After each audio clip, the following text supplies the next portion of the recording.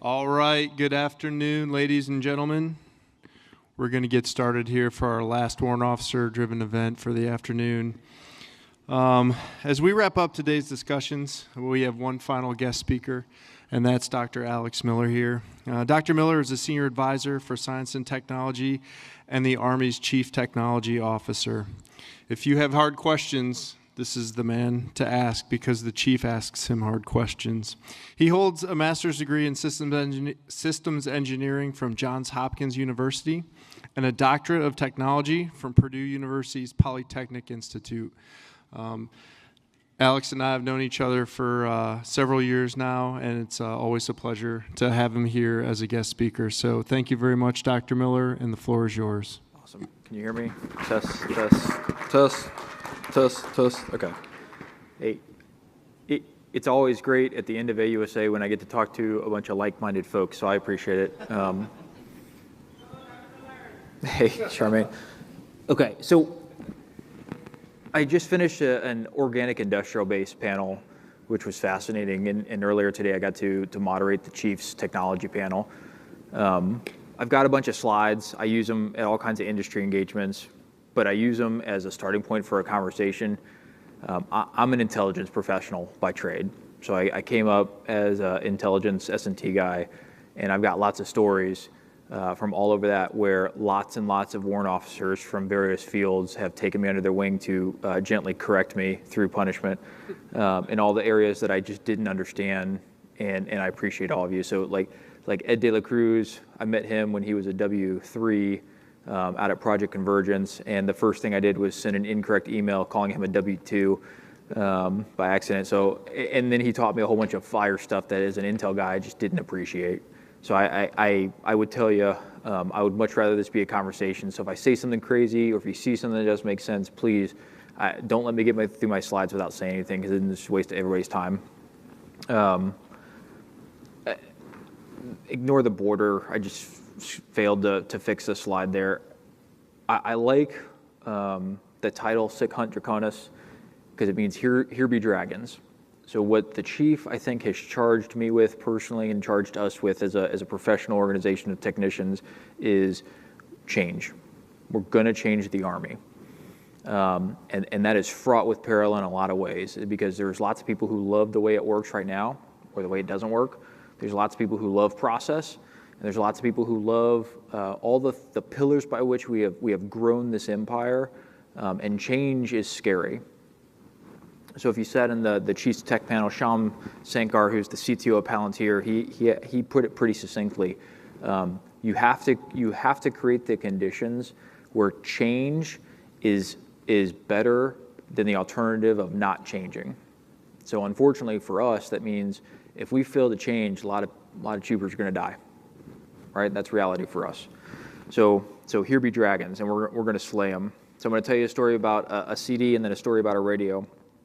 So when I was in Afghanistan in 2018, my job, I was working for the J2. I was working for Major General Gary Johnston, and he goes, "Hey, fix the Intel architecture." Full stop. That was his instructions to me. I went, okay.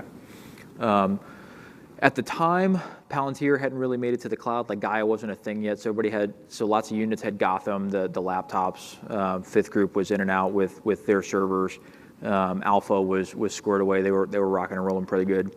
And he goes, "Hey, fix the Intel architecture." One of the things that he wanted fixed in there was every day the Afghans would give us reporting, and it was ANDSF and Afghan SOF, and they would give all kinds of reporting that was generally like an order of magnitude wrong, but we needed it, and they would send us Word documents they would come into the Yellow House, and then we'd get them at the JIOC, and we would try to ingest those. They were always written in Arabic, and they were always very oddly and never normalized in terms of the format. So if one dude wrote it one way, it was never that way the next day. So we had to write some type of process to ingest those. And then we also had all of the reporting on red that we needed to get to RISMA because we had dropped off of AMN and we were on RISMA now. So I needed to figure out a process to move all of that reporting from like this really dirty internet and SIPR onto RISMA. So I set up just a timed event every day where somebody would email an inbox, and that inbox would bump it up. Hey, Ed, would bump it up and move it on the network, and it worked great for like a week and a half. And every day I would get. I called INSCOM, and INSCOM at the time had Department of the Army Intel Information Services, and they go, hey, we run a process every 6 hours, so you get it 4 times a day, and we're going to bump all that information to your right network. And I went, this is sweet. So one day, no reporting. I went, ooh, okay. So we're trying to figure out like what time somebody's going to show up at INSCOM, because I'm on Afghan time, they're on East Coast time, and call in, and they go, hey, I'm going to protect the name, Bob's not here. Okay, well, is Bob the process? Is Bob the system? Like, what is Bob? Because I had set up this automated thing where an email inbox got a squirt for the day, and then it showed up on RISMA a couple hours later. And they go, no, Bob's the guy that burns your CDs every 6 hours. What the fuck? There was a human at INSCOM in the basement every 6 hours that would check and see if there was an email from my system, would burn it onto a disk, would take that disk, put it on the RISMA network, and then upload it, and then email it back to me. Okay. So that was one of the technology shortfalls, that it was automatic to me, so it worked great. But then when you dug into it one layer deeper, it was fundamentally broken. And that was like one of those hard lessons that I learned, that, hey, it is incumbent on us to ask the next question on, hey, how is this going to work? How are we going to make it better?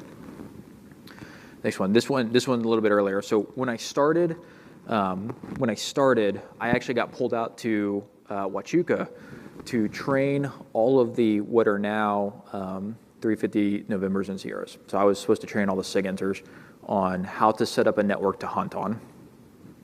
And the way I was a contractor at the time, and the way I was supposed to train them was we were setting up the 3G Nighthawk boxes, because what we wanted to do was all the ECPs had the bats and the hides, and we wanted to connect those by 3G and Wi-Fi, because it was way better than having somebody have to drive back, plug it in, and download all that information.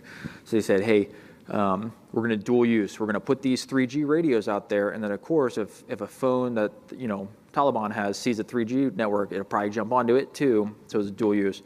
So they said, hey, go to this company in Chicago, learn their hardware, learn their software, take it to Huachuca, take all the Bravo Company 304th, their learning profit, go into their training cycle, replace all that.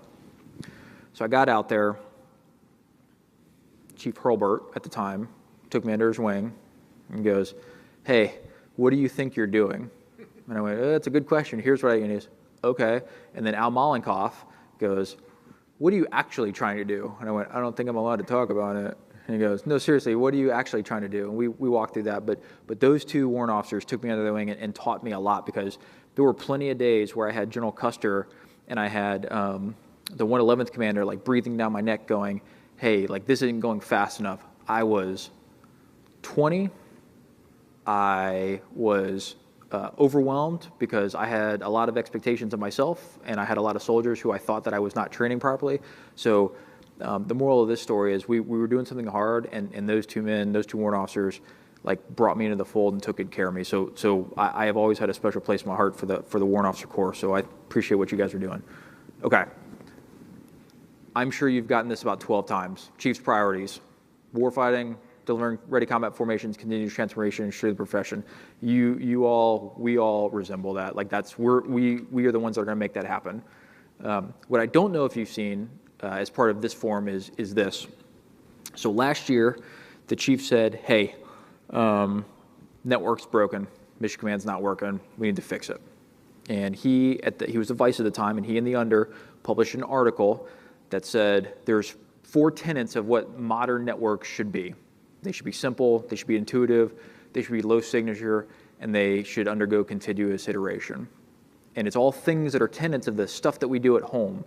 Like, think about it. If it was really, really hard to update your iPhones, you probably wouldn't have an iPhone. If your phone was really, really loud and you couldn't turn off the ringer, at least me, you probably wouldn't have that phone.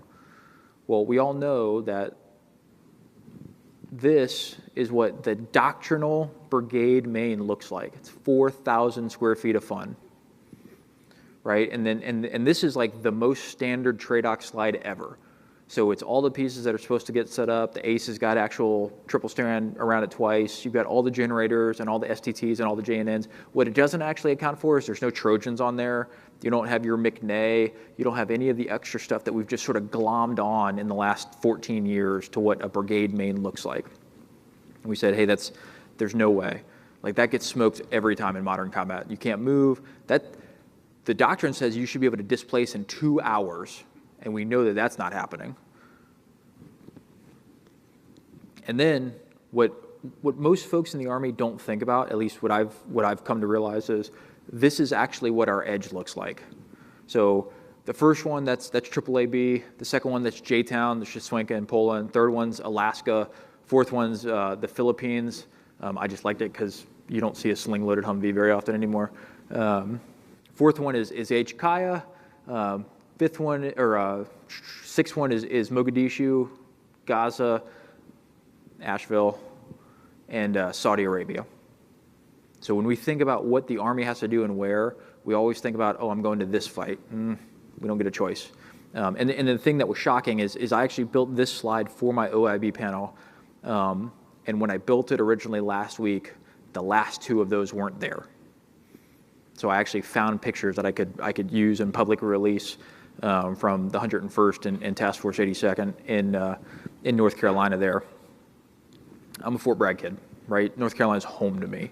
So that was one of those things where I went, hey, the stuff that we're doing, because what the 101st took was their C2 fix architecture. They took all their ISVs, they took all their Star Shields, they took all of their Silvus radios, and they took all of their TAC, and everything they did was coordinated on a cloud instance of Palantir and TAC.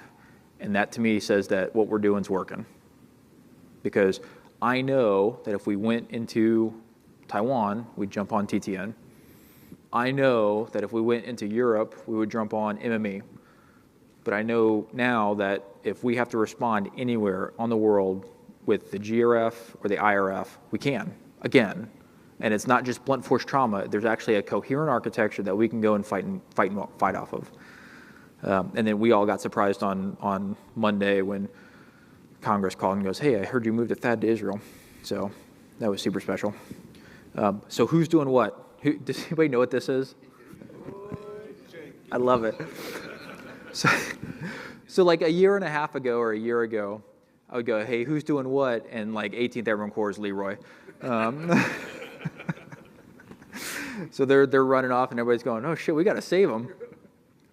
But now we're a little bit more deliberate. So the chief set up 3 transform and contact brigades, 2101, 225, 310.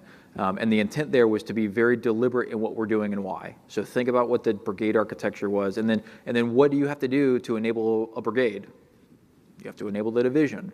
So it forces us to think up and down at the same time, when normally what we do is we go, oh, what does the corps need? What's the brigade need? And then we go, ooh, the division, what are they doing? So it's shifted from a, hey, we got to save them, to a very deliberate set of efforts. And oh man, I promise I didn't make it like this. Text got sort of janky. So the funnel is the key point here.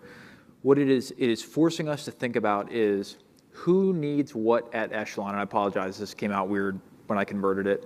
But really the way to read this is we all got addicted to the wrong things in terms of access to data. So we have all watched pred porn that we shouldn't have just because we had it available. We have all opened up UVids and just watched feeds, probably from the tail of a camera, like looking sideways at the vehicle just because we could.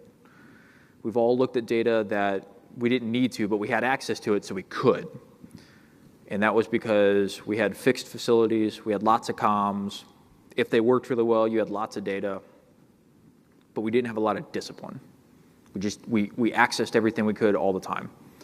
So one of the core tenets of what we're trying to do to modernize how C2 should look and feel is figuring out, hey, what's that core CORE set and mission that everyone needs? Maps, PLI, local area, and then scale that to their actual environment. Like we have NEIs for a reason. We have areas of operation for a reason. There's definitely use cases where someone will need everything. If you're doing cross-boundary fires, 100%, you're going to need more than your 40 clicks ahead of you. If you are doing If you're group or if you're SFAB and you have to have some type of cultural data, maybe you're going to have more. But the vast majority of the use case is pretty well bounded in doctrine, and we can actually apply those boundary conditions in our data. And what that does is, right now, if have you been on AIDP? Does that mean anything to you? No? Okay. So the Army Intel Data Platform, replaces D6A at the core in the division. If you get on that right now and you're a brand new user, brand new AO, it takes about 20 minutes before anything pops up, because the first thing it does is try to cache all the stuff that you're going to need. That's okay.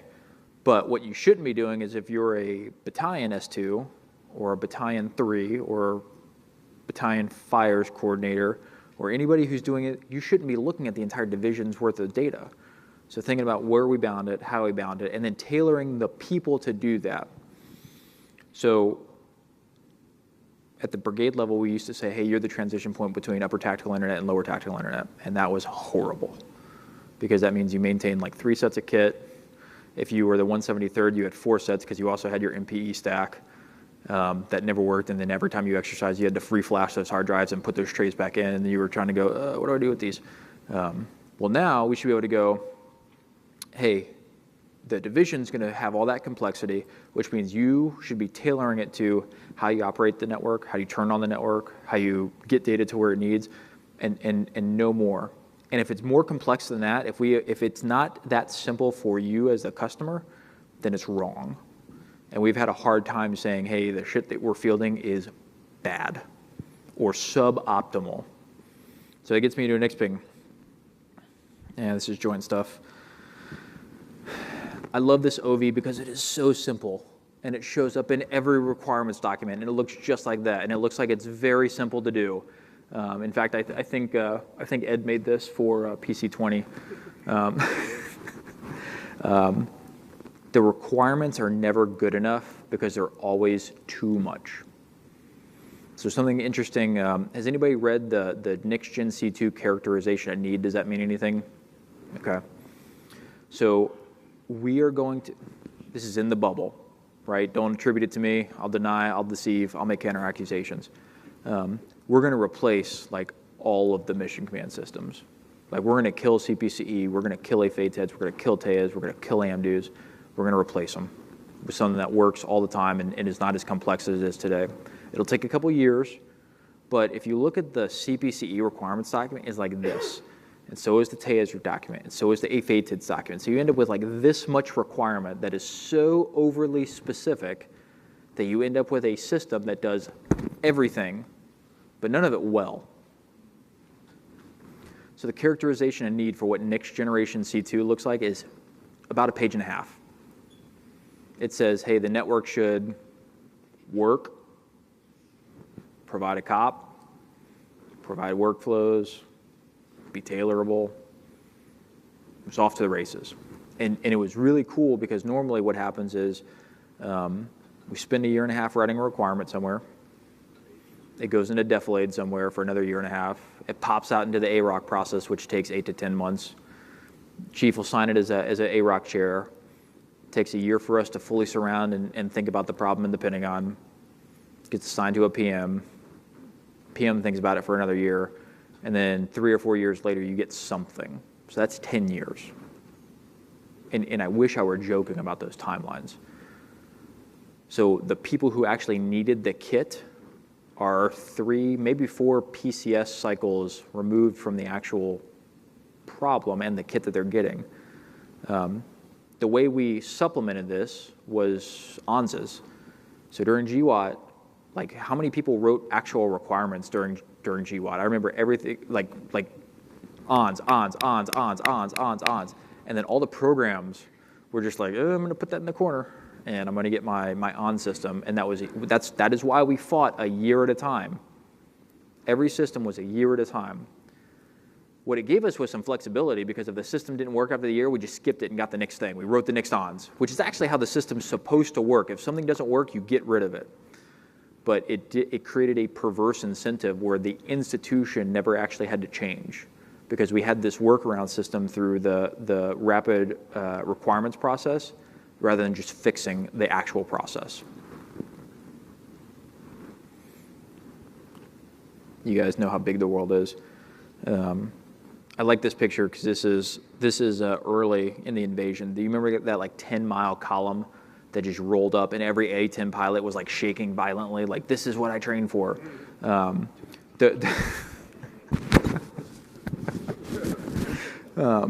The reason I like this picture is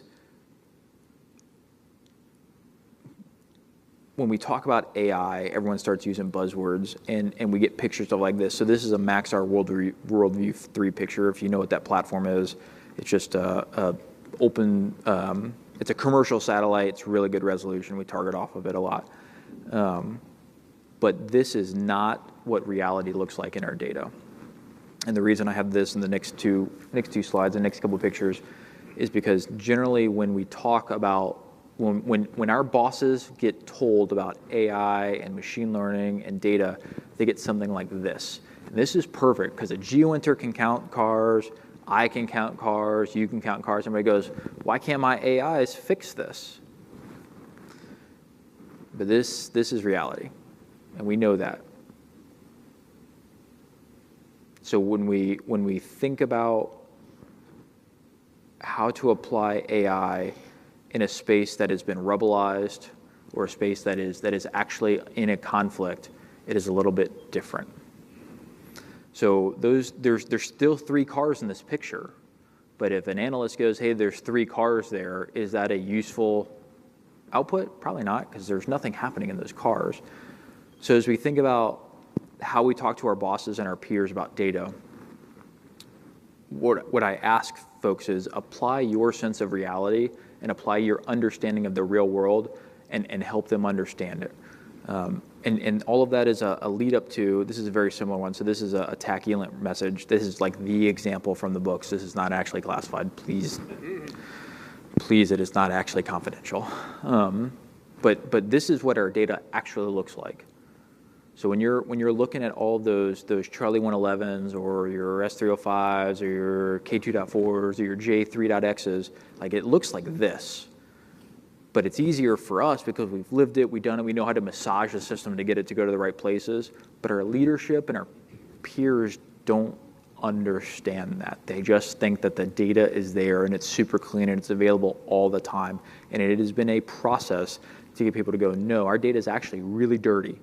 It's actually really, really streamlined for the end of the Cold War. Like this was written to ride on a tactical data link that has almost no bandwidth. And we are living in a world of iPhones, and we are living in a world of Starlinks. And we have to be able to balance both, because if we're living on Indig comms somewhere in the island chains, or we're living in Europe and you can have 5G for a couple minutes, I want to use all of it. If I'm only limited to a tactical data link, sure. But we can do better than this. Last thing, and I'll stop and wrap with you guys. MVP, minimally viable product. So the reason I bring this up is because this is what everybody talks about. I want the smallest morsel of capability that makes my job a little bit better. And when we, and I'm saying the collective people in this room, think about it, that's what we're trying to deliver to our bosses. Hey, I'm going to get you something that works, very limited, here we go. But how this gets translated is every MVP needs some type of data. So we build this bespoke data platform for it. And then it needs to live somewhere. So what we used to say is, oh, I'm going to throw it onto the TSI stack, or I'm going to throw it onto the IFS. So now you end up with like a bunch of servers, and then you need a bunch of cords, and you have a bunch of routers, and you end up with a bunch of radios, and you have this farm of stuff. And that's just for one minimally viable product. And then everybody goes, I need my MVP. So you end up with server stack after server stack after server stack, which translates to generator after generator after generator, which translates to STT and JNN and POP and SNE and Trojan and McNay. And somebody's like, hey, I found a Starlink antenna outside too. Like, plug that in. So we instead of actually doing the right thing, we try to do the right thing in the wrong way, and we end up with a bunch of the wrong thing. This is sort of what we're looking for, right? Those Lego blocks have to mean something, and we have to figure out what the right enterprise approach is and what the right edge approach is. There are pockets of amazing work happening, pockets of amazing work. The fires community is working on the artillery execution suite. It's awesome. fire support, and attack app. So eventually we'll get to fire direction and attack app. The EW community is working on EW PMT, so how do you manage the electromagnetic spectrum? As a TAC app, instead of having to have your own EW PMT box. That is so awesome. Why? Because it shows us that even if we switch off of TAC at some point in the future, the thought process is there that whatever platform exists, we can do it on that, instead of having to have your own laptop and your own comms and your own architecture. I love Legos, so that was like the thesis of the last 3 slides. So I am open to any of your questions. I'm very passionate about this because the community has done right by me as a person, but I also know that during the last JRTC rotation, during the last NTC rotation, during the last JMRC rotation, and the last JPMRC rotation, the number one thing that every commander said they wanted, and I kid you not, is they want a senior technical integrator, and I know that that's you. So as we think through this, that is what our commanders are asking for. Ma'am.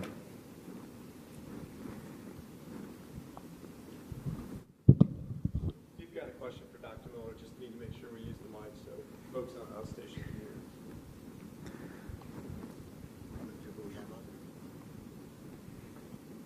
It's being recorded? You talked about this bubble. Yeah. I thought we were on the bubble. I'll just ask a fundamental question.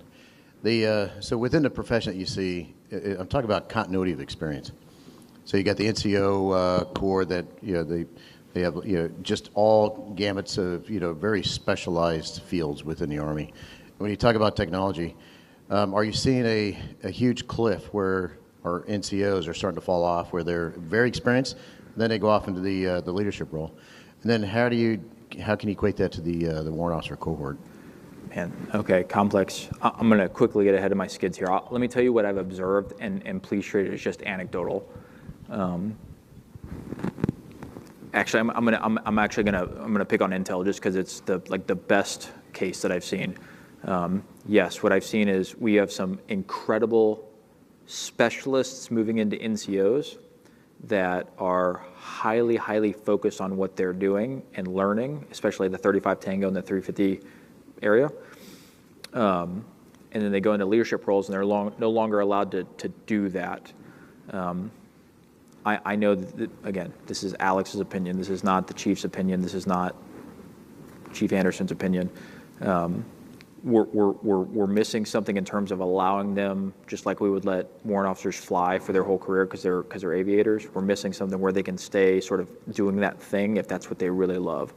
And I've seen it all the time where we sort of pull somebody into a leadership role because we go, hey, that's career progression. That's the only way you're going to get promoted.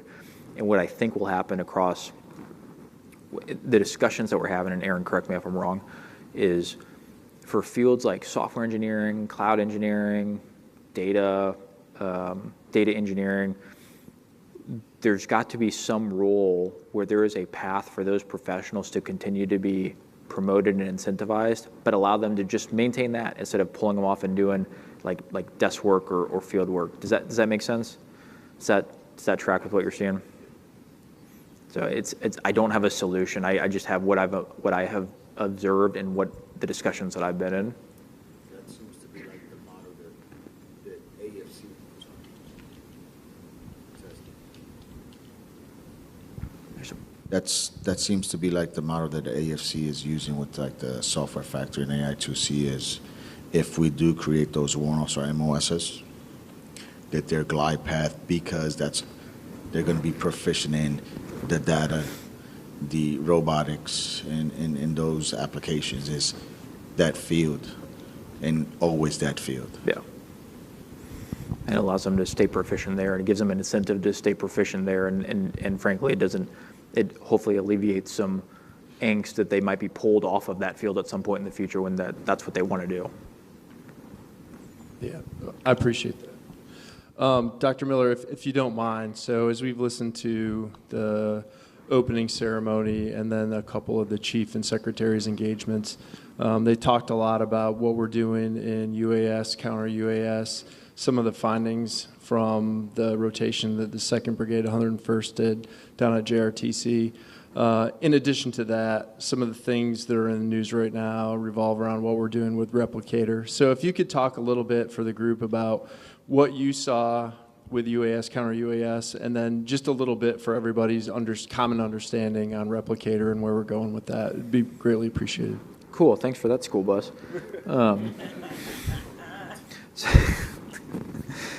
Yeah, so I'll talk. Let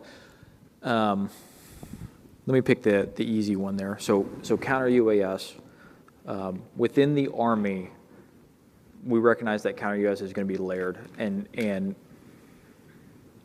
now that I know I'm being recorded, what we're seeing is a lot of the stuff at the handheld level is not fast. It's not reprogrammable fast enough, and it's a lot of those were made against very specific things that are commercially available.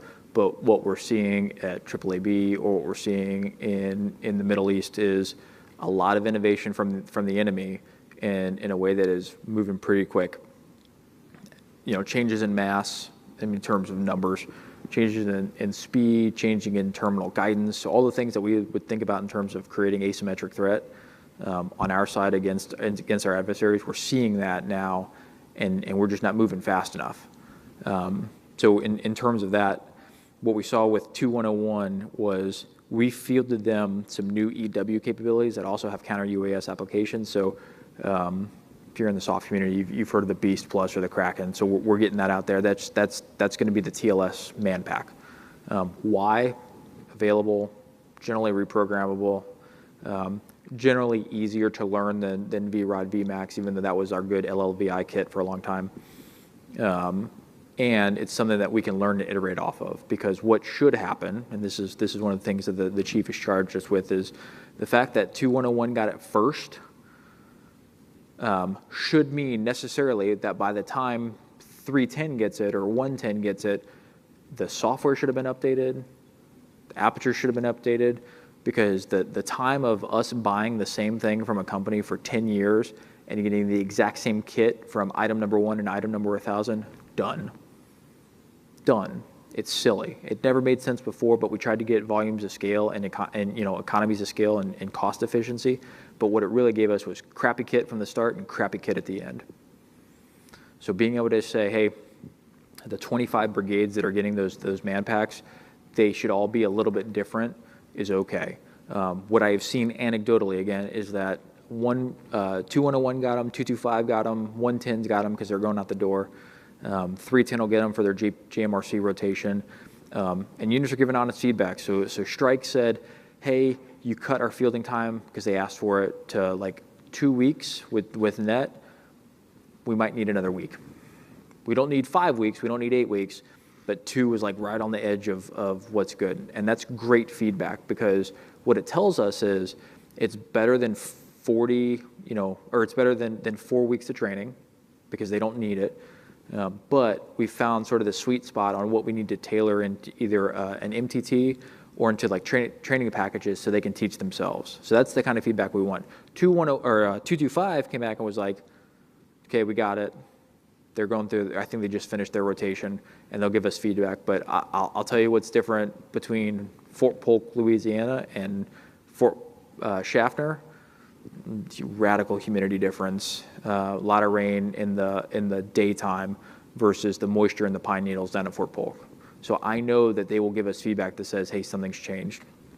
The reason I went on the EW tangent is because the nice thing about EW is it is also a counter UAS asset.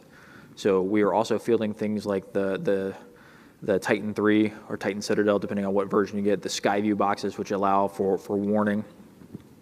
And we're getting great feedback on the capability. I will tell you what I've been hammering industry on as I've been out here is a lot of those boxes don't talk to anything else.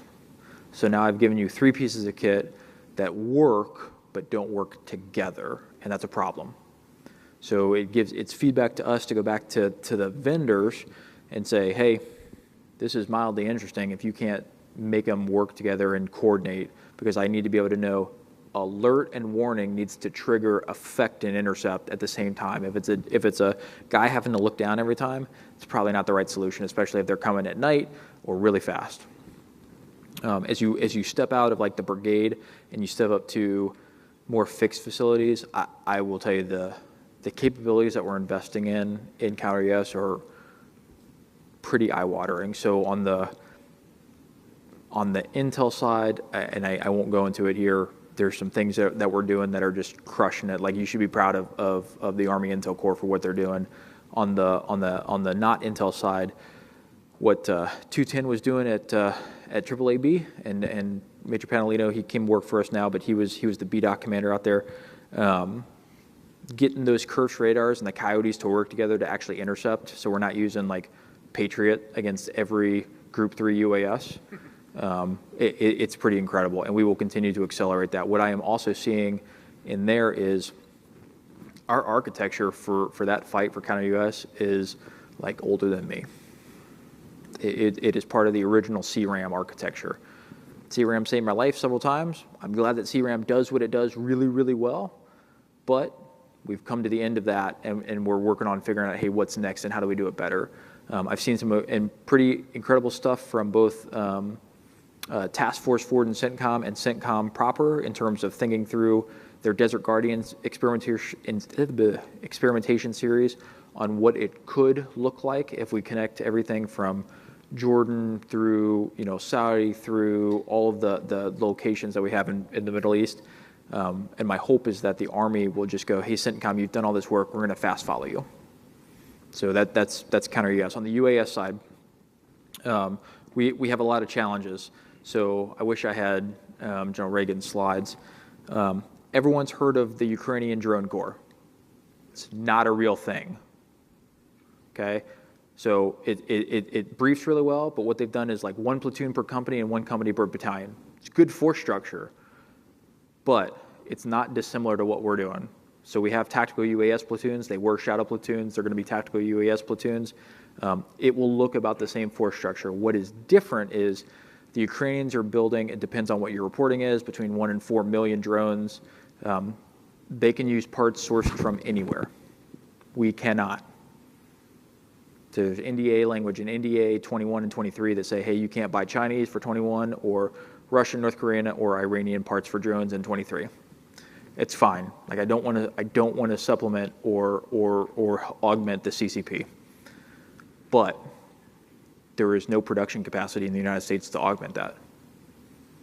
The commercial market is totally driven by China. So as we think about what we're doing for you, we've put a wedge of money into the budget to buy off-the-shelf drones. So you can buy off the blue list now, but those are really expensive. Like $7 to $50K for a drone that's you're just going to throw away. It's too expensive. So what we're working with 225 actually found some less expensive kits, the Orca M10s. 82nd with Project Shiv is doing kits. Regiment's doing smaller kits, and then of course we've got partners down in North Carolina. They're also doing some other stuff that are much more cost effective. If you're catching my drift here. That's the small sport of disposable, but that is also, like, UAS is also going to be a range of options. So it's everything from that quadcopter up through what a loitering munition should be or a launched effect should be, and thinking through, hey, we displaced Shadow and Raven for a reason. What should replace them and what should it look like? And let's make sure that it's not Shadow 2.0, right? And then the next question is, hey, as we get bigger, what's the role of Gray Eagle? Question mark. Is there a role for those types of things, especially at the cost that they live at? How do we do all of the man-unmanned teaming so that we have one aviator running multiple platforms?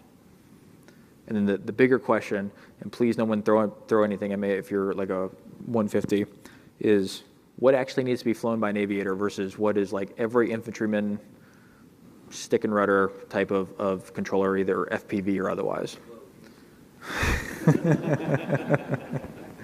So, I mean, it's a real question, because as we think about what we took out to Project Convergence this year, we had the company level UAS that General Rainey signed out. It's a little helicopter, right? And we took a couple of infantrymen out there, and they learned to fly it. It's not in controlled airspace. You don't have to deconflict. And frankly, if it eats dirt, I don't care.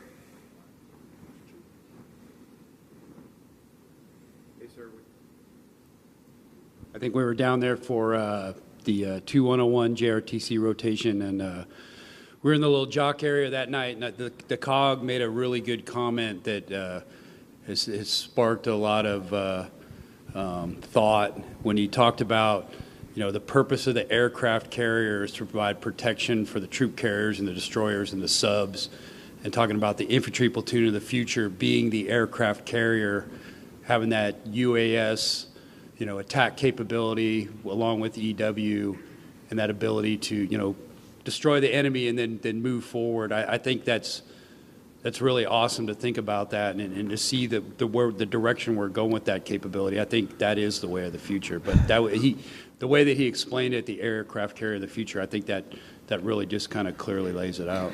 Yeah, I agree. And let me double click on that a little bit. What we have been doing is trying not to fall victim of, hey, how do you do like a one-for-one replacement of humans and robots? Because that's not real. That's not going to actually win any wars. But how do you take that force structure of soldiers and then augment them with all of the robotic platforms they could possibly need without overwhelming them? Because when we gave 2101 100 and I think it was 120, they came back and they were like, that's too much. Like, we don't know how to manage it. Well, it's a little scary because what we were trying to do was a one-for-one. Like, if you're having to fly your SRR, you can put one platform up. That's not enough. If you're thinking like, this is the only time I'll tell you to go look at something we're doing on YouTube. So Project Sandhills was actually on YouTube. So General Donahue and team were doing some good work with 3ID, and they put up a robotic tracked vehicle, and off of that robotic tracked vehicle flew like 20 quadcopters. That's the kind of mass that we're talking about. Like, how do you roll in and 50 of these quadcopters come off, and if 40 of them don't come home, so what? Rather than saying, oh, that's 40 flippals or that's 40 statements of charges. And I wish I was kidding. But how do you saturate the battlefield? Because then the other thing you can do is each one of those could have a Raspberry Pi on it and land, and all of a sudden you've got decoys. Or every one of those could have a Go tenant, and all of a sudden you've got a disconnected but mesh network locally that gives you pretty good range locally if you just need to talk in between yourselves. So as we think about, I agree with that, but I don't think we're doing enough. And I know that's easy for me to say because we are going wicked fast compared to how we normally go, to think about, hey, it's not just a one-for-one, like, soldier robot. It's a many-to-one relationship. Hi, sir. Hey. Paul Sankey. I'm the Command Chief Warrant Officer for NetCom. Having just moved from Cyber Center of Excellence over to NetCom a couple of months ago, I've seen that NetCom really hasn't been engaged in the transformation and contact, C2, especially C2 fix. I really think we should be looking at unified network, NetCom eventually providing services down to the tactical edge. What do you see as NetCom's role in the C2, especially the C2 fix right now, but C2 next as well? No, I love the question, and I will refrain from making any signal jokes. No, as a Fort Huachuca alumni, I appreciate it because I know how difficult your job is, and I know what your footprint looks like, and you are running an internet on top of the internet. So I know you have a hard job. SIPR modernization has to work. That's what I'll tell you. SIPR modernization has to work. I have to be able to plug in to a dirty Ethernet port anywhere in the world and be able to access my resources. And I know you're working on that. ICAM has to work. That is like the number one thing that's driving everything. Because right now, I know we give them a hard time, but the signaleers are dealing with, I think the last count before we started C2 Fix was like 27 or 30 disparate Active Directory forests in a brigade. Like every system came with its own way to do identity and access management. And part of it was old DoD policy. Do you know, does anybody remember when they got their SIPR token? Like when that happened, that was 10 years after the Army was told to do that. because the policy was, hey, you will convert all of your SIPR assets to token-based security, because it's, security is what you are, biometrics, what you know, passwords, what you have, tokens. And they said you have to do both of them, so you have a token and a PIN. So that's the what you have and a what you know. And Army was like, hey, we got a lot of stuff everywhere, and everything we have operationally is on SIPR, and we cannot afford in time or resources to stop the war fight to make every single SIPR laptop. And that was tax SIPR all the way through enterprise SIPR, token compatible. So we asked for an extension, and extensions for those types of things come in 5 years. So we asked for a 5-year extension. At the end of the first 5 years, we were like, can we get another one of those? And NSA goes, okay, you can do that. And at the end of it, like, they preempted us, and they were like, not again. And that is why there was that really, really, really fast transition where everybody got these SIPR token readers and plugged it in, and DSIGs had to figure out how to do SIPR tokens, and CPOF and Sydney had to figure out how to be compatible with SIPR tokens. So, like, ICAM has got to work, because that will alleviate an awful lot of heartache, because then we can go out, and when we talk to industry and we talk to our allies, we can go, hey, the only way to authenticate to what we're doing is this credential management system. And if you can't, too bad, so sad, you're not getting on our network. But also on the, putting the complexity on Netcom means that all of you have a little bit easier life, because you go one source of truth for identity. You don't have to manage your own. Nobody's going to be coming to you going, hey, why can't my FATIDs, why can't the URN and IP for mine see this one? Well, because it's got to go through 16 different routes to get there. Now it's just, hey, you're on the network because you're authenticated, and you should be able to route.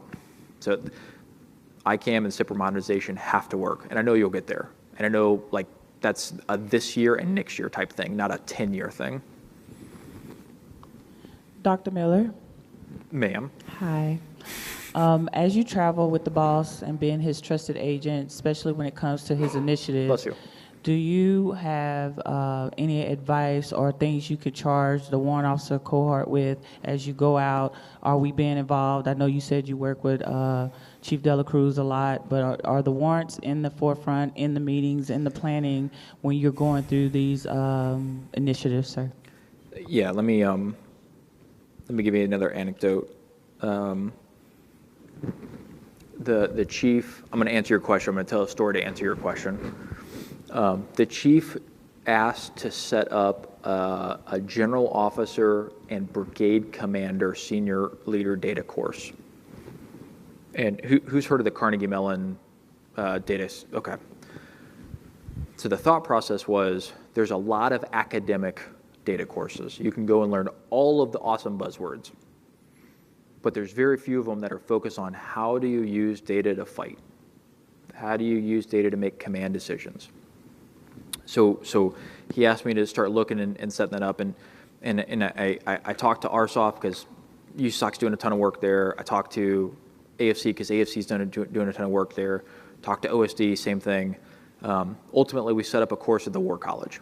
So it was 16 hours of curriculum, because that is what we're going to get in terms of time. But I asked for a lot of rope, and the chief let me have it. So it was general officers, it was command sergeant majors, it was chief warrant officers, and it was some of our SESs. So at the end of the day, it was senior decision makers, AI and data literacy. And I asked for a little bit more, because I said, I need somebody who knows how to do data sitting here, so that it can't just be me. It can't be me. So I asked Fred Joyce to come. So Fred came to the first one, and at the time he was still at the IC out at Fort Huachuca, and he just gave a very practical, hands-on, hey, if I'm supporting my boss, here's what that means. Now, the entire course was taught off of PowerPoint, which I thought was ironic and the War College does a phenomenal job. Kathleen Moore, Dr. Kathleen Moore, she just left to go to be a professor at Penn State.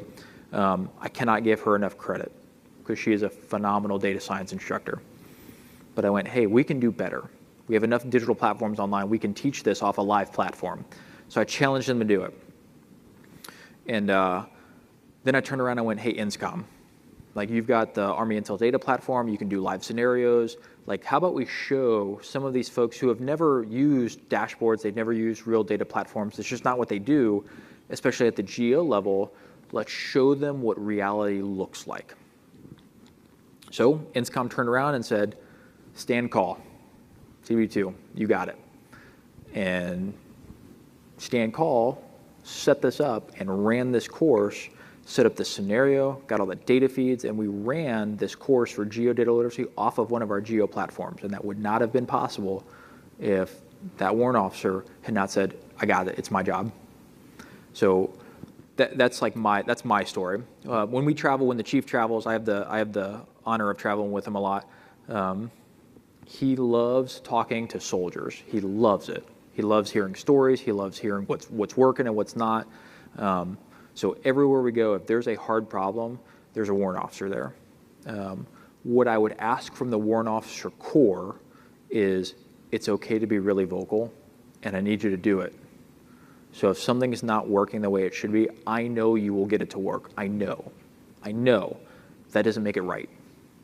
So if something is broken, we got to tell people, because otherwise we'll never fix it, and we'll keep going, hey, we'll make it work. That's what the Army does.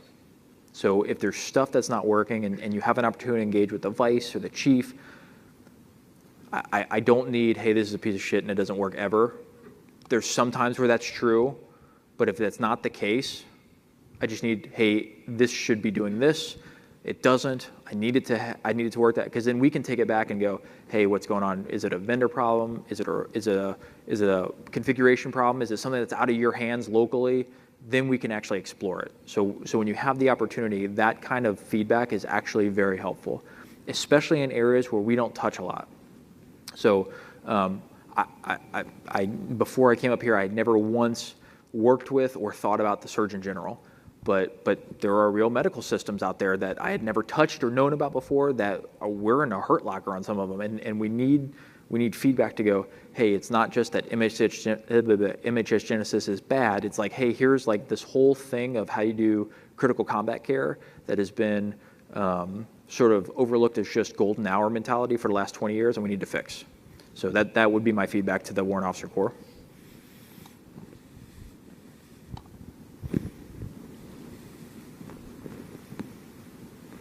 I don't know. Aaron left, so I was like, hey, I'll get him out of here. I think we have time for one more for Dr. Miller. Okay. Anybody's got one.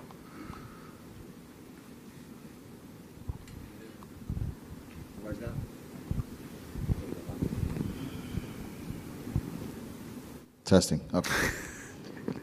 Hey, sir. Dr. Miller. That's kind of weird. It is a Dr. little weird. Miller. I've asked every guest the same thing. I'm putting my futures hat on quickly here. Experiment and why it's important for early soldier touch points, especially from the warrant officer community. Yeah, I hate soldier touch points because what they turned into, and I'm gonna judo flip this back to something that makes sense. Because what they turned into is pickup games where we would go out to units and we would say, hey, whoever's available this day, come out. And that's not right. That's not how we fight. What we need are continuous user engagement. And what that really means is as soon as a piece of kit is 50% or 60% ready, as long as it's not like a life or limb type of piece of kit, I got it. New helicopters, new vehicles, that's a little bit more. New guns, that's a little bit, new cannons, a little different. If it's a piece of kit that we can put in soldiers' hands at the 50% mark, at the 60% mark, just to get rudder guidance, we should. And then if it works even a little bit, it should stay. It should stay. And if it's going to displace another piece of kit, it should try to displace that piece of kit, which means that we need constant feedback, and especially from the integrators and the technicians who are going to go, I see what you're trying to do. Maybe we can adapt our process to that, or we can adapt it to our process. Because otherwise what you end up with is we go to a unit who has nothing, and we give them something, and it might not actually work, and they're like, I love this because it's better than nothing. And I've seen that a lot. And it's not optimal, but it's a real thing. So what I would ask is instead of soldier touch points, get our formations in the mindset where if something new is coming out, it's okay to experiment. And what we're going to try to do is every exercise should have some element of experimentation, because otherwise your exercises get very rote, right? So you figure out you're either going to get smoked by Geronimo or Black Horse, or you're going to try something new and you're going to give them an actual training event for both sides. So it's not touch points anymore. We have to just do continuous iteration with new technology, because we experiment on the battlefield all the time. You're forced to, right? So if the enemy learns your TTP and you try something new, you're experimenting. We should be thinking the exact same thing during training and the exact same thing during exercises. So thanks, Ed.